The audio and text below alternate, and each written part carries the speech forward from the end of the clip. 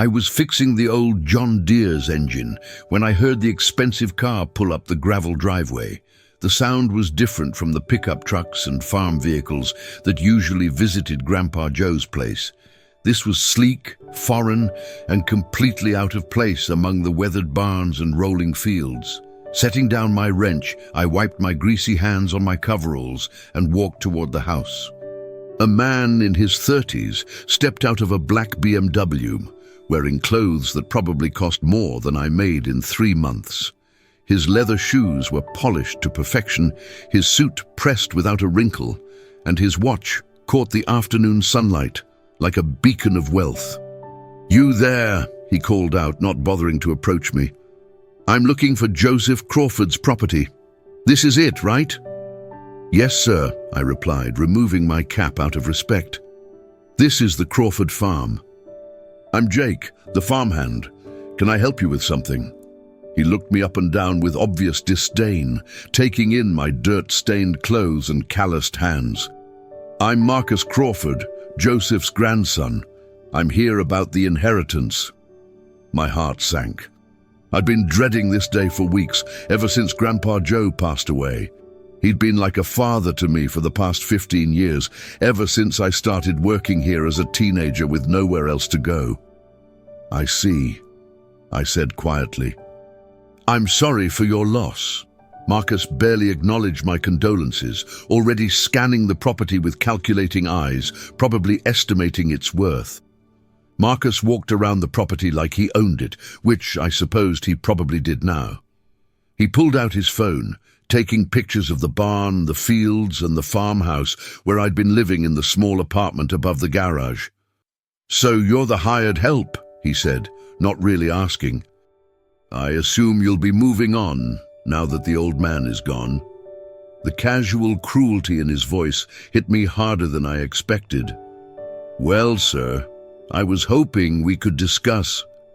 "There's nothing to discuss," Marcus interrupted, not even looking at me. "I'll be selling this place to developers. They're planning a shopping complex here, much better use of the land than this rustic operation." I felt my chest tighten. This land had been in the Crawford family for 3 generations. Grandpa Joe had told me stories about his father clearing these fields by hand, about the struggles and triumphs that built this place into something special. "But sir, your grandfather loved this farm. He spent his whole life." "My grandfather was a sentimental old fool," Marcus cut me off sharply. "This land is worth millions to the right buyer. I'm not going to let it rot away growing corn and raising cattle just because of some nostalgic attachment." He turned to face me fully for the first time, his expression cold and dismissive. "I'll give you until the end of the week to pack your things and find somewhere else to go. That's generous, considering you have no legal right to be here anymore." The word stung because I knew he was right, or thought I did. That evening, I sat in my small apartment above the garage, surrounded by 15 years of memories. The walls were covered with photos of farm life, harvest festivals, county fair ribbons, pictures of prize-winning cattle that Grandpa Joe and I had raised together. I remembered the day I first arrived here, a scared 17-year-old who'd aged out of foster care with nowhere to go. Grandpa Joe had found me sleeping in his barn, and instead of calling the police, he'd offered me breakfast and a job. "Everyone deserves a chance to prove their worth," he'd told me that first morning, watching me devour eggs and bacon like I hadn't eaten in days. "You work hard, treat the land with respect, and this place will take care of you." And it had. For 15 years, this farm had been my home, my purpose, my entire world. I'd learned everything from Grandpa Joe: how to read the weather, when to plant and harvest, how to care for sick animals, how to fix machinery with nothing but determination and spare parts. He'd never married, never had children of his own. His only family was Marcus, a grandson who visited maybe once every few years and never stayed longer than a few hours. Grandpa Joe rarely talked about him, but when he did, there was always sadness in his eyes. "That boy's got everything handed to him," he'd said once, watching Marcus drive away after a particularly brief visit. But he's never learned the value of honest work or genuine connection. Now, Marcus was back to claim his inheritance, and I was just an obstacle to be removed. The next morning, Marcus called to inform me that the will reading would take place at the law office in town. "Just a formality," he said dismissively. "But the lawyer insists you be there since you were mentioned."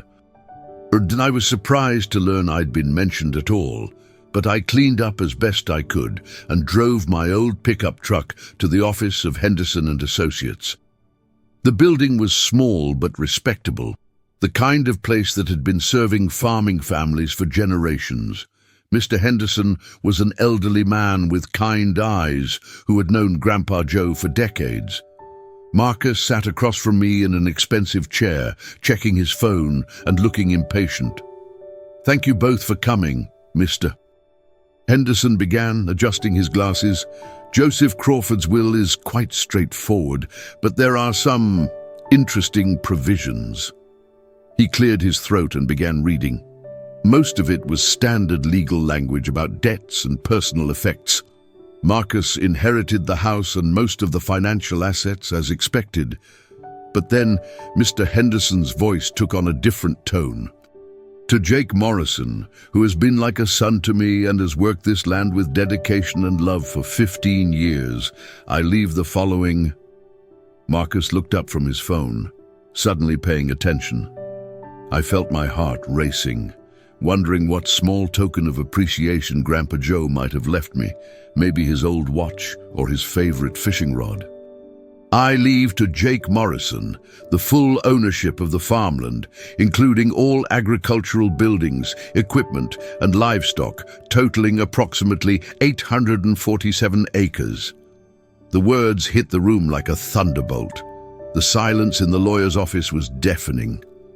Marcus's face went through a series of expressions: confusion, disbelief, and then mounting anger. His phone clattered to the floor as he shot to his feet. "That's impossible," he said, his voice rising. "There must be some mistake.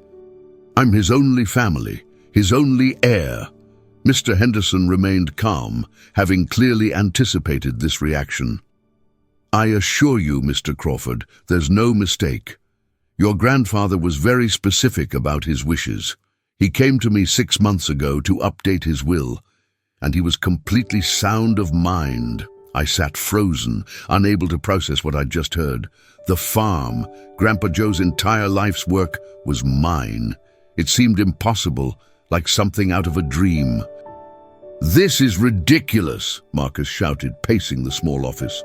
"He's just a farmhand, a nobody. My grandfather couldn't have been thinking clearly."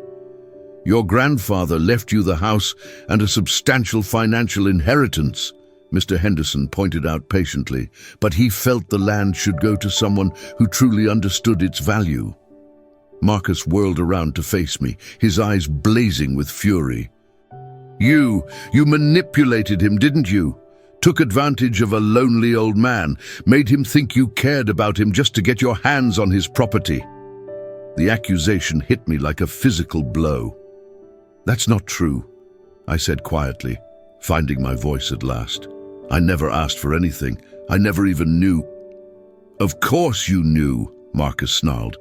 "You probably spent years poisoning his mind against his own family, making yourself indispensable, playing the devoted son he never had." "Mr. Henderson intervened firmly. "Mr. Crawford, I won't allow you to make unfounded accusations in my office." Mr. Henderson reached into his desk drawer and pulled out a sealed envelope. "Your grandfather asked me to give this to Jake if there were any disputes about his decision." With trembling hands, I opened the envelope and unfolded a handwritten letter in Grandpa Joe's familiar script. My eyes filled with tears as I began to read aloud. "Jake, if you're hearing this letter, it means I'm gone, and Marcus is probably making a fuss about my will. Don't let his anger hurt you, son. You earned every acre of that land through 15 years of honest work and genuine love for this place. Marcus is my blood, but you are my true heir." You've been the son I never had, the one who understood that this farm isn't just dirt and buildings, it's a legacy of hard work, respect for the land, and taking care of what matters. I've watched you grow from a scared boy into a man of character and integrity. You've never asked for anything beyond fair wages and a place to belong. You've cared for sick animals through long nights, worked through storms and droughts, and treated this land like it was your own sacred trust. Marcus has everything he could want in life, but he's never understood the value of what we do here. He sees dollar signs where you see home. He sees inconvenience where you see purpose. The land chooses its own caretakers, Jake, and it chose you long ago. The office fell silent, except for the sound of my quiet tears. Even Marcus had stopped pacing, though his face remained hard with resentment. "This is still insane," he muttered, but some of the fight had gone out of his voice. Over the next few days, Marcus hired an expensive legal team to challenge the will. They claimed Grandpa Joe had been mentally incompetent, that I had exercised undue influence, that the will was invalid for a dozen different technical reasons. But Mr. Henderson had been thorough. He produced medical records showing Grandpa Joe's perfect mental health, witnesses who could testify to his clear intentions, and documentation of every legal requirement being properly met. Meanwhile, I continued working the farm, unsure of what else to do. The cattle still needed feeding, the equipment still needed maintenance, and the land still needed tending. It's what Grandpa Joe would have wanted, regardless of what the lawyers ultimately decided. Marcus stayed in town at the expensive hotel, making calls and meeting with his legal team. Occasionally, I'd see his BMW driving slowly past the farm, and I could feel his eyes on me as I worked. The stress was overwhelming. I'd gone from being a simple farmhand to the center of a legal battle worth millions of dollars. Some nights, I lay awake wondering if Marcus was right, if somehow I had manipulated Grandpa Joe without realizing it. But then I'd remember all the conversations we'd had, all the times he'd told me how proud he was of my work, how he'd said I was the best thing that ever happened to this farm. Those memories weren't manipulation, they were genuine love between two people who'd found family in each other. The local community was watching the drama unfold with great interest. Most of the neighboring farmers supported me, having seen my dedication to the land over the years. But there were whispers too, questions about whether a farmhand really deserved such an inheritance. Marcus's lawyers were thorough, I'll give them that. They interviewed everyone who had known Grandpa Joe, looking for any evidence of mental decline or undue influence. They examined financial records, medical records, and even hired a private investigator to dig into my background. What they found, however, only strengthened my case. Neighbors testified about my character and work ethic. The local veterinarian spoke about countless nights I'd stayed up caring for sick animals. The bank manager confirmed that I'd never asked Grandpa Joe for loans or financial help beyond my regular wages. Most importantly, they found Grandpa Joe's journal, a daily record he'd kept for decades. The final entries, written just weeks before his death, made his intentions crystal clear. Jake fixed the north fence today without being asked, found him there at sunrise, already working. That boy has more integrity in his little finger than most people have in their whole bodies. Been thinking about the will again. Marcus called yesterday, asking about selling the land for development. Broke my heart to hear it. This place deserves better than being turned into another shopping mall. Jake loves this land the way it should be loved. He sees the sunrise over the east pasture and understands what it means. He knows every cow by name, every field by its needs. If that's not inheritance worthy, I don't know what is. The journal entries went back years, documenting my growth from a lost teenager to a skilled farmer and trusted companion. They painted a picture of genuine affection and respect that no amount of legal maneuvering could discredit. Marcus's case was falling apart, and everyone knew it. One evening, as I was closing up the barn after feeding the cattle, Marcus appeared in the doorway. He looked different, tired, defeated, his expensive clothes wrinkled, and his usual arrogance replaced by something that might have been vulnerability. "We need to talk," he said quietly. I set down the feed bucket and faced him, unsure what to expect. "All right." He walked into the barn, looking around at the neat stalls and well-maintained equipment. "I've been thinking about what my grandfather wrote in that letter. About me not understanding the value of this place." I waited, not wanting to say anything that might reignite his anger. "The truth is," Marcus continued, his voice barely above a whisper, "I barely knew him. My parents moved to the city when I was young, and we only visited a few times a year. Even then, I was always eager to leave. This place felt backwards to me, primitive."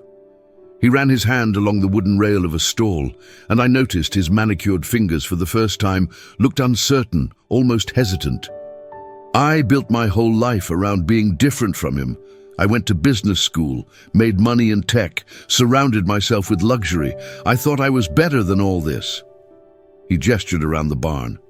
"But standing here now, reading his words about you being the son he never had, it hurts." For the first time since I'd met him, Marcus looked human, vulnerable, lost. "He was a good man," I said softly.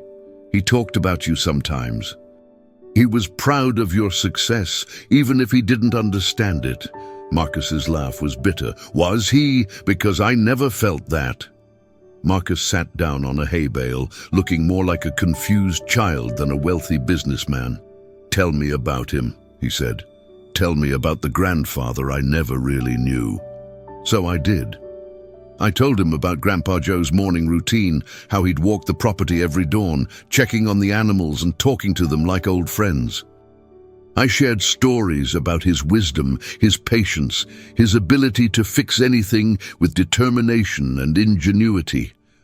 I told Marcus about the time Grandpa Joe spent 3 days straight nursing a sick calf back to health, sleeping in the barn and hand-feeding it every few hours. About how he'd taught me to read the weather by watching the behavior of the cattle and the color of the sky. He used to say that farming wasn't just a job, it was a partnership with the land, I explained. You give it respect and care, and it gives you purpose and sustenance in return. Marcus listened intently, and I could see something changing in his expression. "I remember one visit when I was maybe 12, he said slowly. He tried to teach me to milk a cow. I complained that it was gross and boring, and I went inside to watch TV instead. He mentioned that once, I admitted. He said you were just a city kid who didn't understand yet.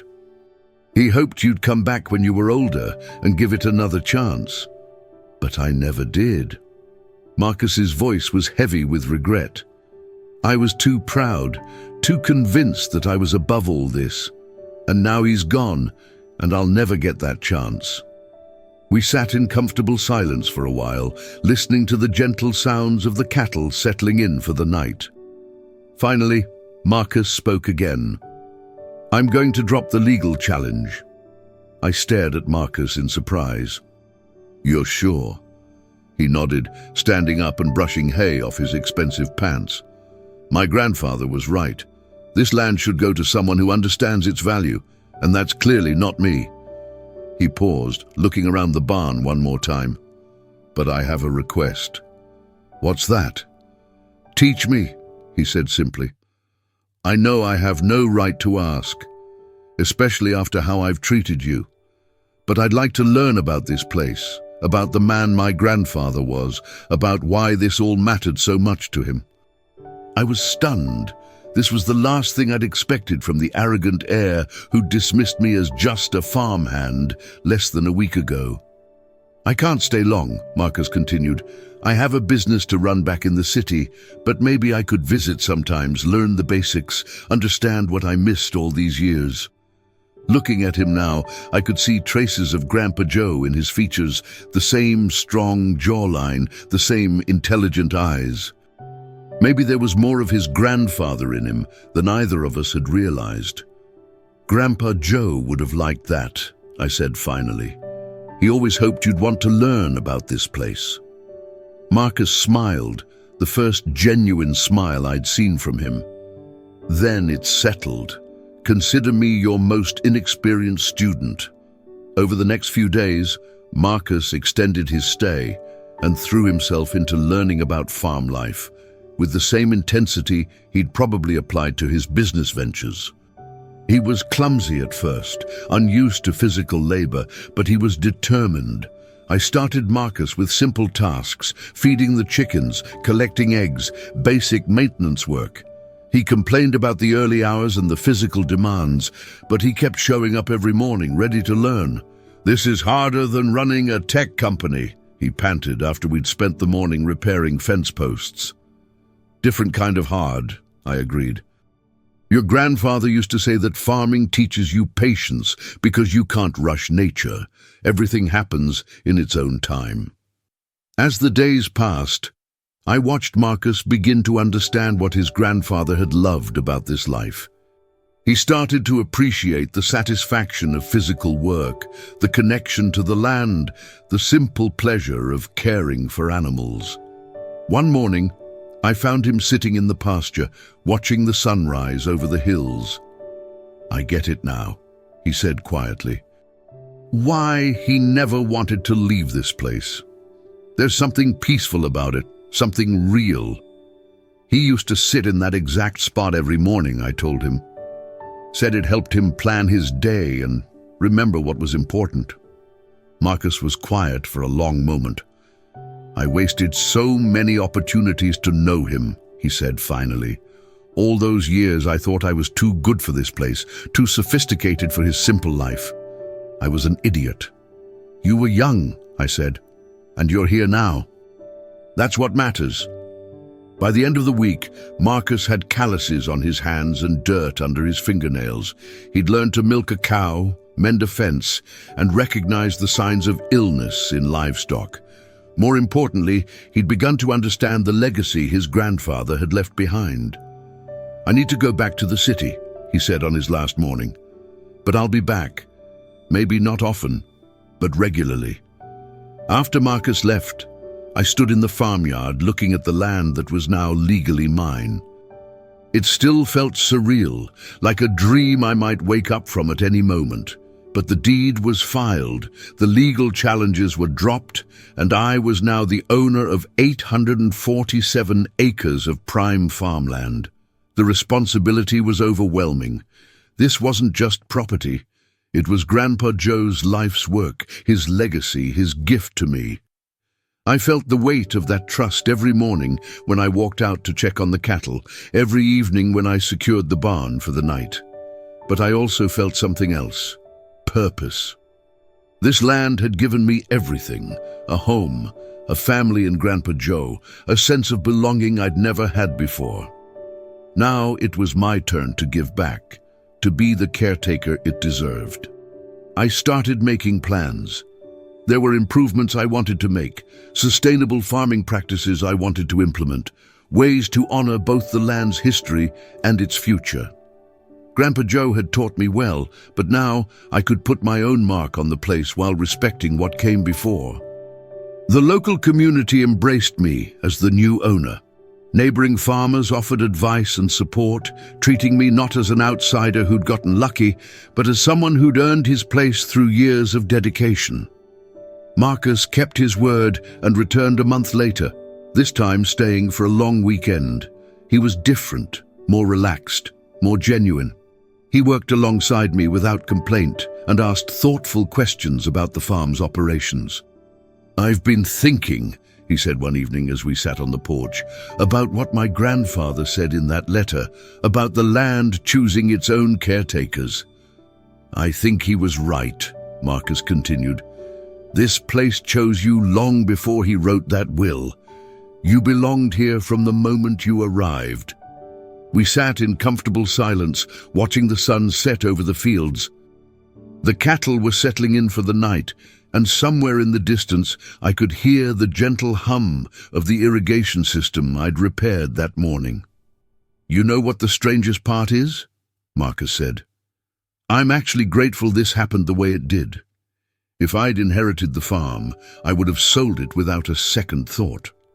All of this," he gestured toward the rolling pastures, "would be gone, turned into strip malls and parking lots." "Grandpa Joe knew that," I said. "That's why he made the choice he did. He was protecting his legacy by giving it to someone who would protect it too." Marcus smiled. "I may not have understood him when he was alive, but I'm starting to understand him now." As the months passed, our unlikely friendship continued to grow. Marcus visited regularly, sometimes bringing friends from the city who were curious about farm life. He started talking about maybe buying some land nearby, perhaps starting a small operation of his own. "Nothing big," he assured me. "I'm still learning, but maybe someday I can be a real part of this world instead of just a visitor." The farm thrived under my ownership. I implemented new conservation practices, upgraded equipment, and even started a small farmers market operation selling organic produce to the nearby town. Every decision I made, I asked myself what Grandpa Joe would have wanted, what would honor his memory and his love for this land. 1 year after that first confrontation, I received a letter from Marcus. Inside was a photo of him on a small farm he'd purchased an hour away, grinning proudly next to his first successful crop of corn. "Thank you for teaching me what my grandfather tried to teach me all those years ago," he wrote. "Some lessons take longer to learn than others, but they're worth the wait." As I sit here now, watching another sunrise over the east pasture, I think about the journey that brought me to this moment. From a scared teenager with nowhere to go, to a farmhand learning the value of honest work, to the owner of the land I love more than anything in the world. Grandpa Joe was right, the land does choose its own caretakers, and sometimes, if we're very lucky, we get to choose our own family too. Thank you for listening to my story. I hope it reminds you that sometimes the most valuable inheritances aren't measured in money, but in love, respect, and the opportunity to carry on something meaningful. Please let me know in the comments where you're listening from. I'd love to hear from fellow farmers, city folks curious about rural life, or anyone who's ever felt like an outsider looking for a place to belong. And if you enjoyed this story, please subscribe to the channel for more tales from the farm and beyond.